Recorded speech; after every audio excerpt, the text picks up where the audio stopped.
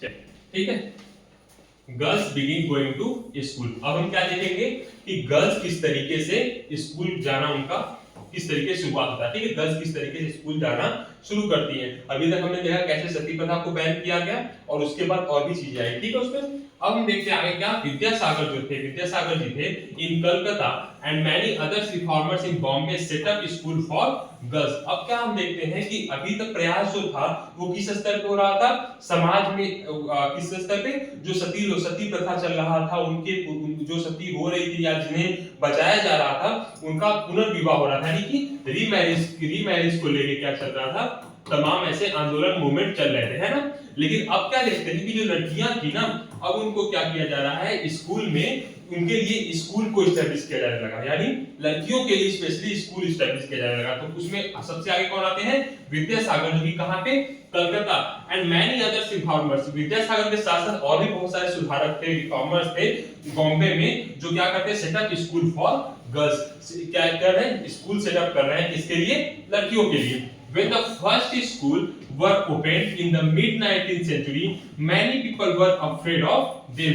जब क्या हो रहा है, when the first school were opened in the mid 19th century, mid 19th century का मतलब कौन बताएगा, mid 19th century सर बीच में 19th सेंचुरी नहीं 18 अगर हाँ किस कैसे बताइए, 18 और 19 के बीच का, 18 और 90 के बीच में क्या आएगा, साढ़े 1850 1850। तो ये कह रहा है कि जो 1850s का टाइम था, वो दशक चल रहा था, उसमें क्या कह रहा है, mid 19th century, many peoples were afraid of them. जो स्कूल इस तरीके से खोले जा रहे थे, नए नए स्कूल खोले जा रहे थे, इससे लड़कियों के लिए बहुत सारे लोग क्या हो रहे थे, उससे डरना शुरू किए। इससे जो लड़कियों के लिए स्कूल खुल रहा था, बहुत सारे पेरेंट्स उससे डर रहे थे कि भाई क्यों, क्योंकि आपको मैंने बताया था ना, हिंदूज में क्या सिचुएशन था, ऐसा क्या माना जाता था, लड़कियां अगर लड़कियां शादी कर लेती हैं तो क्या होगा, जो उनके हस्बैंड, सॉरी शादी नहीं, अगर लड़कियां पढ़ाई कर लेती हैं, एजुकेशन यानी एजुकेटेड होती हैं, तो उनके जो हस्बैंड होंगे वो क्या हो जाएंगे, डेथ हो जाएगा उनका। ऐसा मान्यता था कि नहीं। लास्ट क्लास में मैंने बताया था कि जो हिंदूज में क्या था कि लड़कियां अगर एजुकेटेड होती तो क्या होता, उनके हस्बैंड का डेथ हो जाता।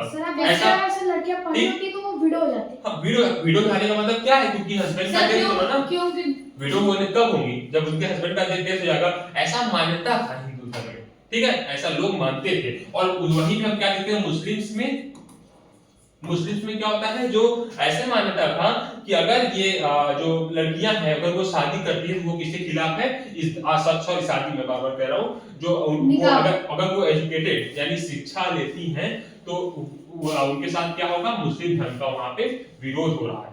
ठीक है, ऐसा हिंदू और मुस्लिम धर्म में, दोनों में ही धर्मों में ये मान्यता थी कि लड़कियों को शिक्षित नहीं करना है। ठीक है, ऐसा माना जाता है कि अगर लड़कियां शिक्षित हो जाती हैं मुस्लिम धर्म में तो वो क्या हो जाएंगी, एक तरीके से उनका जो एक स्टेटस होता है लड़कियों का वो समाप्त हो जाएगा। ठीक है, ऐसा माना था किसमें, मुस्लिम धर्म में। ठीक है, तो इसलिए क्या होने लगा कि जब नए स्कूल खोले गए लड़कियों के लिए तो लोगों के अंदर एक डर की भावना होना शुरू हो गया। ठीक, आगे ये therefore throughout the 19th century most educated women were taught at home by liberal father or husbands। क्या कह रहा है ये point, therefore throughout the 19th century। अब क्या देख रहे हैं, 19th century के आसपास हम क्या देखने लगते हैं, most educated women were taught at home by liberal father or husband। ऐसे लोग क्या हो रहा है, इधर देखिए, तो ऐसे लोग, ऐसे जिनके ऐसी लड़कियां जिनके फादर क्या थे, लिबरल मतलब लिबरल्स, गरीब नहीं लिबरल मतलब उदारवाद होता है। उदारवाद का मतलब क्या है, एक कुछ फादर्स ऐसे होते हैं जो बहुत स्ट्रिक्ट होते हैं ना, कुछ ऐसे होते हैं क्या होते हैं, लिबरल होते हैं। स्ट्रिक्ट का अपोजिट लिबरल होता है। ठीक है, इसमें एक होते हैं स्ट्रिक्ट फादर्स होते हैं जो क्या होते हैं, हर एक चीज को नियम कानून बताने लगते हैं अपने बच्चों के ऊपर, ठीक है, थोपने लगते हैं। एक तरफ क्या था कि कुछ लिबरल फादर्स थे या फिर कुछ और लिबरल हस्बैंड्स थे, कुछ ऐसे हस्बैंड भी थे जो क्या थे, बहुत उदारवाद तरीके से, जो चाहते थे कि हमारी पत्नी है या हमारी बेटी है वो क्या करे, पढ़ाई करे। तो वो लोग क्या करने लगे, वो टॉट एट होम, यानी कि वो घरों पे ही पढ़ाने लगे। बात समझ में आ रही है, जो पिता अपनी बेटी को पढ़ाना चाह रहा था वो क्या कर रहा है, वो अपने घर पे ही उन्हें पढ़ा रहा है। ठीक है, पढ़ाना शुरू कर दिया, या जो हस्बैंड है या जो पति है वो अपनी पत्नी को पढ़ाना चाह रहा है तो वो भी क्या कर रहा है, अपने ही घर पे उनको पढ़ाने का स्टार्ट होना, यानी पढ़ाने जाने लगा। ठीक है, वो अपने घर पे ही पढ़ाना शुरू कर देते हैं। बात समझ आई क्या कह रहा हूं? ठीक है, लिबरल फादर्स क्यों बोल रहे हैं कि जब भाई वो अपनी बच्चियों को पढ़ने का मौका दे रहे हैं, वो इसलिए उनको क्या बोला जा रहा है, लिबरल फादर्स बोला जा रहा है। बात समझ आया? चलिए अब देखते हैं। सर लड़कों के लिए तो फ्री था एकदम। नहीं, लड़के तो पढ़ ही रहे थे, जो जिनके पास पैसा था, जिनके पास पैसा पर्याप्त मात्रा में था, वो तो पढ़ ही रहे थे। जो गरीब बच्चे थे, लड़कियां लड़कियां हो, वो तो एकदम ही नहीं पढ़ पा रहे थे। और उसमें भी यहाँ हम किसकी बात कर रहे हैं, महिलाओं की बात कर रहे हैं ना, कि महिलाएं किस तरीके से स्कूल जाना शुरू करती है। तो school for girls was established by the Arya Samaj. अब क्या हम देखते हैं, आर्य समाज किसने बनाया था? पाटलू नहीं, स्वामी विवेकानंद, स्वामी दयानंद सरस्वती। भूल कैसे गया? तो आर्य समाज जिसको बनाया था किसने? स्वामी दयानंद सरस्वती ने। अब क्या हम देखते हैं कि आर्य समाज के द्वारा लड़कियों के लिए स्कूल खोला गया। कहां पे?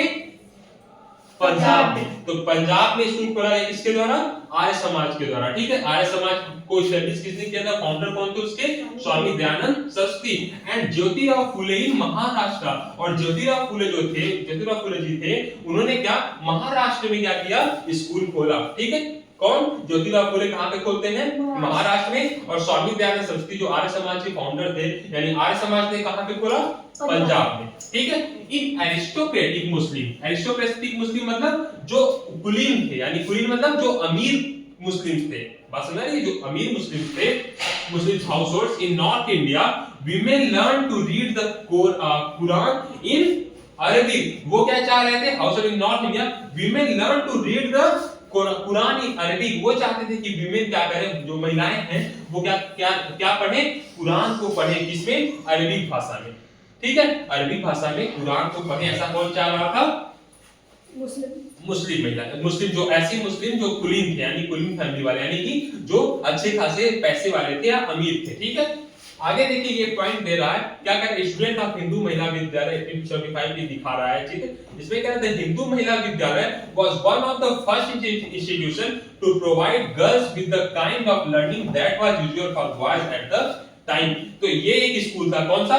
द हिंदू महिला विद्यालय, जो कि जिस तरीके से इसीलिए जिस तरीके से बॉयज के लिए जितनी ज्यादा सुविधाएं थी, जितनी सुविधाओं के साथ लड़कों को पढ़ाया जा रहा था, उतनी सुविधाओं के साथ लड़कियों को भी पढ़ाने वाला पहला स्कूल बना कौन? हिंदू महिला विद्यालय। बात समझे?